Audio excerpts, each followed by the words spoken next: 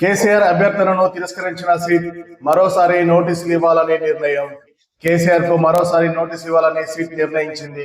నందినార్లోని నివాసంలో నోటీసులు ఇవ్వనున్న సిట్ అధికారులు ఎర్రవెల్లి ఫామ్ హౌస్ లో విచారణ చేయాలని కేసీఆర్ విజ్ఞప్తిని తిరస్కరించిన సిట్ తెలంగాణలో సంచలనం సృష్టించిన ఫోన్ ట్యాపింగ్ కేసులో కీలక పరిణామం చోటు చేసుకుంది.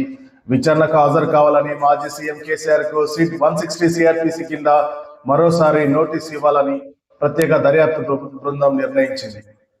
ఆదివారం మధ్యాహ్నం 3 గంటలకు హైదరాబాద్ నందినార్ నివాసంలో విచారణ చేయనున్నట్లు సమాచారం. విచారణకు రావాలని గురువారమే సిట్ నోటీసు ఇవ్వగా కేసీఆర్ వెంటనే స్పందించి ప్రత్యుత్తరం పంపారు. రాష్ట్రంలో మున్సిపల్ ఎన్నికల్లో తలములకలే ఉన్నందున మరో తేదీ ఇవ్వాలని విజ్ఞప్తి చేశారు.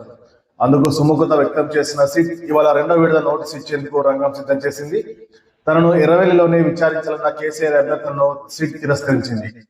కేసీఆర్ విజ్ఞప్తిపై సిట్ అధికారులు న్యాయ సలహా కూడా తీసుకున్నట్టు సమాచారం.